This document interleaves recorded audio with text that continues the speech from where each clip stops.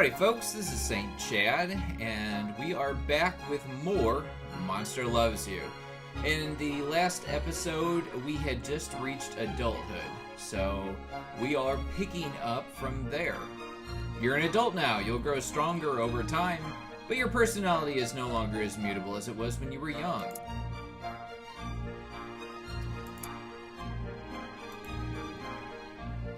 You find Bless hitting a dented alarm clock. Why have bells that don't ring? Before he can answer, he throws the clock over his shoulder and glowers at it. You pick up the clock and examine it with care. It's so complicated, more complicated than anything a monster has ever made. And that includes monsterlings. Wheels and cogs and gears and levers. Even though it's so complicated that you might get your claws caught inside it, or get a spring to the eye, or accidentally hurt blots on purpose for that matter. You turn the key around, it makes a clicking sound, then the bells go ding. Not bad. It's getting harder to turn though. The clock ticks and talks and ticks, and you're pretty sure it's actually keeping time. If only you knew what the little arms and hands meant. Well, in any case, Blots goes around showing everyone how you fixed his artifact.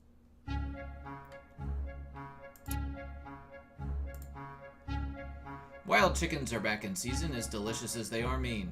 They're loose within the whale mist, and the monsters are all hunting them down. Aww. While everyone feasts, you enjoy a soup made of crushed eggs and eggshells. Nash Nash hoots at you as she walks by with a brace of bloody birds in her claw.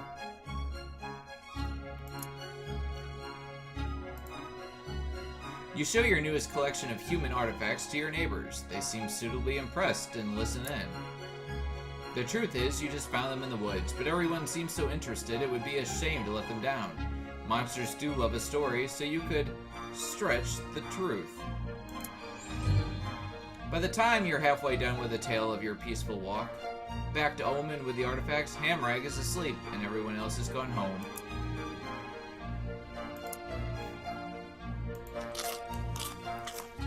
A squirrel hops into a pool of sunlight, bright-eyed and bushy-tailed, ready to bury nuts and make something of itself. You drop on it from a branch, grab it and twist its head off. A young wolf suddenly leaps in front of you, snaps the squirrel out of your claws, and runs off, laughing and barking.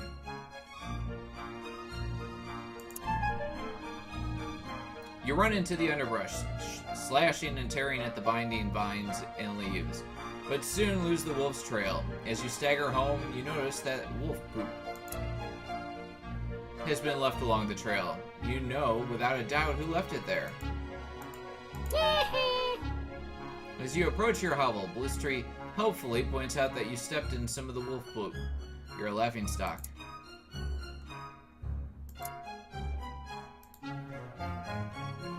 Bowelfog and Gritmitten are arguing in the street over a cat. They both want kitty croquettes for lunch. Bowelfog says he caught the cat, but Gritmitten says it was in his larder before it got out. Both monsters turn to you as a neutral party to decide.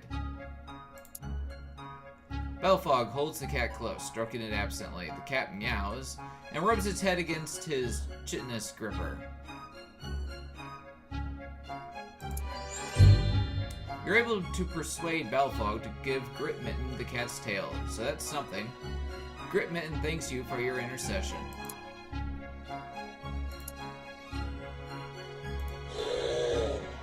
You spy a wolf pacing outside a small wooden cabin. From within the building, you hear the bleating of goat kids. The wolf accepts your offer of assistance. He growls, "I'm glad you're reasonable. Some monsters would just attack me." The wolf snarls, "How should we finish this hunt? I can block them while you climb. Got any better ideas?" You and the wolf pretend to fight, going so far as to draw blood with your jaws and claws, and then run off in opposite directions. The goat kids emerge from the cabin, relieved to escape their fate, and you and the wolf close in on them from your hiding spots. You slaughter the goat kids and eat them up. The wolf leaves with one carcass in his jaws to share with his pack.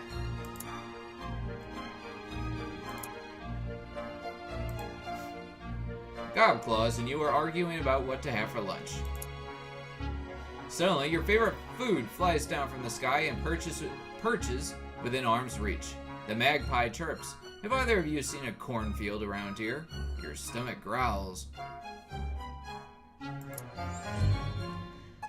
Through gritted teeth and a sheen of sweat, you coolly tell the bird where to find a human cornfield. After it flies off, Gobclaws asks why you did that. She nods at you. Sage thought. Someday I might need help and that magpie could give it. But we still need to get a real meal.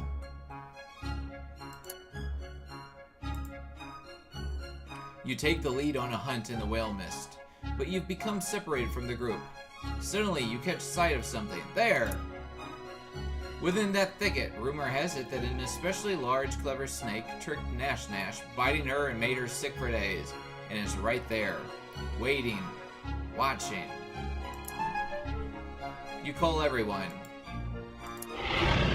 Everyone! You gather everyone and retreat back to Omen. Nobody kills a snake. It may forever lurk in the paths of the forest.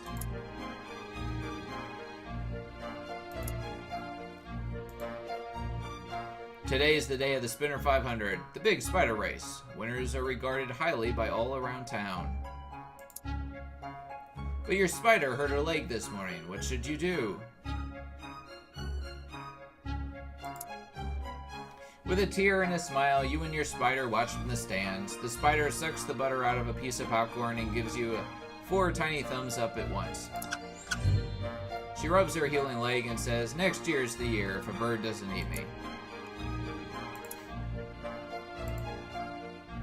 You find a red hood in a basket in the middle of the forest. A human house is nearby. Funny, you never noticed it before. There's a white picket fence out front. They're too damaged to be considered proper artifacts, but they're interested.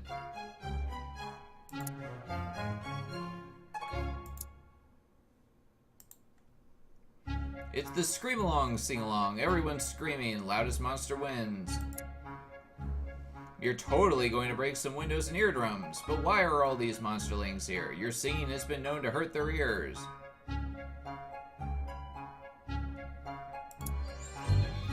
You're hungry and brave and hungry. You sing of this truth so well all the other monsters are moved to tears. You don't win any prizes, but none of the monsterlings are hurt. Huzzah! Mind you, it'd take more than that to actually damage even a monsterling.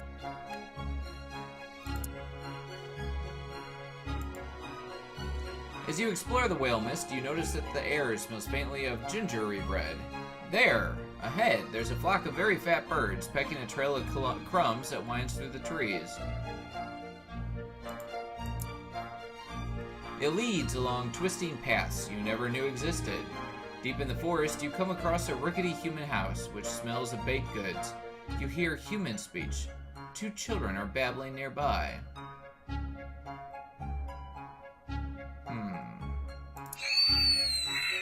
Smoke begins to pour from the windows of the house. The children flee deeper into the forest, laughing.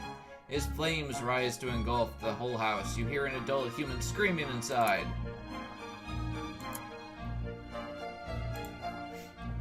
The snake moon is rising in the sky, and it's time to gather snakes for the ritual. You wander the fields near the whale mist. It's easy to catch snakes, but every time you reach for another one, some of them squirm out of your grasp. Most of your snakes are getting away. Everyone claps when you arrive, with 3 living snakes hanging from you by their fangs. The snakes are added to the cauldron, along with a mass of other snakes, some writhing and others lying still.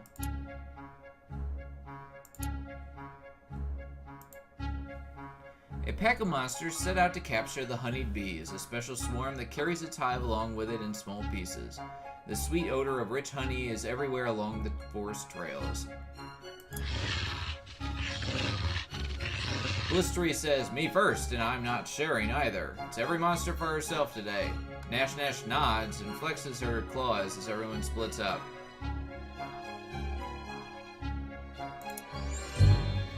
You take a nap In the shadow of a thicket of trees, awakened by the approach of buzzing wings, you jump into the swarm and escape with a delicious honeycomb.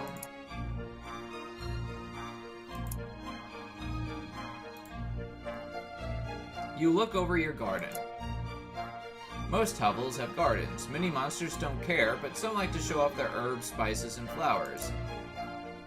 There are so many rocks there. Even if you don't feel like planting things, it looks bad. These rocks ought to go. All this work is a lot harder than you expected. You're not a natural digger like Molefoot or Shovel. You dig and dig and dig and dig and dig and dig and dig. It's hard, but you eventually get better at it.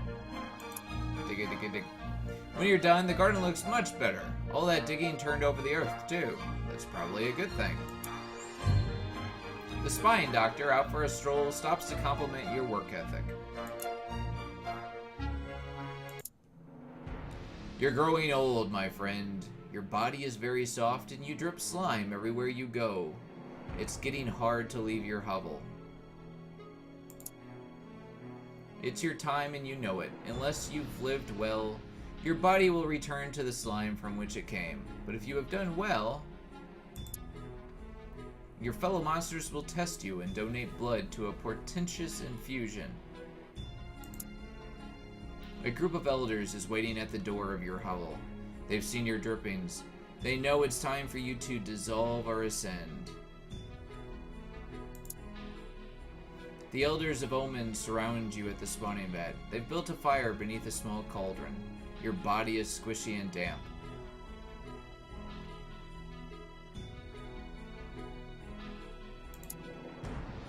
A masked elder comes forward. She says it's time to decide. All the elders growl and snarl. The masked elder claws herself. 3 drops of liquid spatter against the hot bottom of the empty cauldron. Thick vapor rises into the air. You can't be sure. Depends on how much she respects you. The masked elder asks, who has already decided the fate of this monster? A few of the elders approach the cauldron to add fluid to the collection. The liquid begins to bubble. The masked elder has placed 5 flat stones on the ground before you. She says, choose one. Chance will guide your claw. The other side of the stone is etched with a crude glyph. It shows a monster facing down a human. The masked elder says, we will test your bravery. Elders add sticks and dry leaves to the fire until it grows huge and hot. They remove the cauldron and retreat before the roaring flames, one by one until only you remain. It's hot. Very hot. And your body begins to pull away on its own. You gather your will and remain in place. Your excess slime begins to dry out and crack. But as the fire dies down, you're still here. Several monsters howl their approval and step forward, adding more fluids to the iron cauldron. The other side of the stone is etched with a crude glyph. It shows a monster frowning in concentration. The masked elder says, we will test your cleverness. The masked elder emits a series of musical whistles and clicks, then performs a complex dance. You've never seen these strange steps before. She says, now you do it. Yeah, you are a dancing fiend. Polite applause washes across the crowd. Several monsters howl their approval and step forward, adding more fluids to the iron cauldron. You hold the cauldron, which contains the portentous infusion. It's heavy. You drink the bubbling concoction, then belch and howl. Your body solidifies almost instantly. You are an elder now. Alright. We've reached Elderhood once again. You are now an elder. You are welcome in Znok, the oldest of the monster towns. In this stage of life, if you play your cards right, you'll be able to affect both the way monsters view humans and vice versa. Use your powers of persuasion wisely. Okay, in the last playthrough, we reached elder status, and we made it so that the humans and the monsters liked each other. So today we're going to do the opposite. Even though we're supposedly clever and kind and honest, we are going to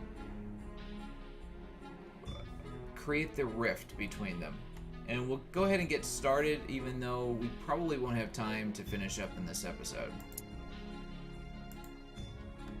Your fellow elders debate, are humans more dangerous now? Is it time to reveal ourselves? The air grows still, birds stop singing, the silence is reverential. You turn and see the oldest monster sitting on a hovel roof. Dwarfing it, it's watching you. The oldest monster tilts its huge head and raises one of its 3 scaly eyebrows.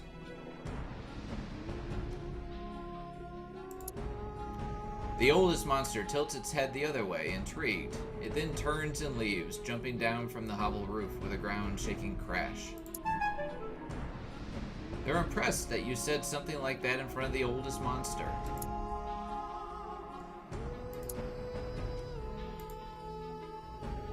The docks are fun, they smell like home. You're napping on a fishnet when you overhear a human talking. Where have they all gone? If there's no fish, this fisherman is done for. Soon the lack of fish is the least of the humans' problems. You salute the ship and giggle as it sinks.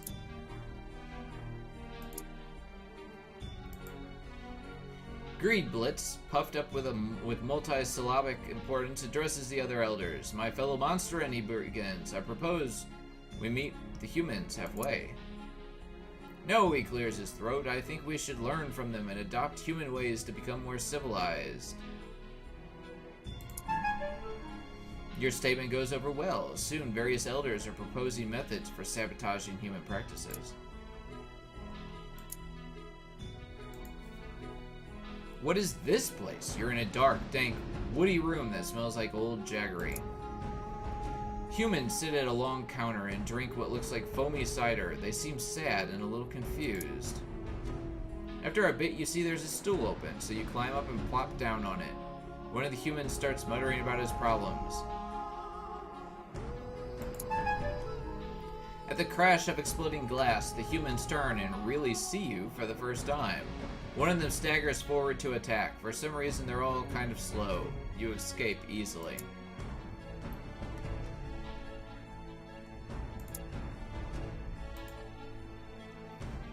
Kenny Loazlet, electrical genius, holds his abacus, turning the rocks for you and the other elders to see. The calculations don't lie. All humans find out about monsters in 2 months. These figures are rock solid. Literally, we should prepare new hiding places. That was easy. You didn't even need an abacus of your own, which is good because you ate yours yesterday.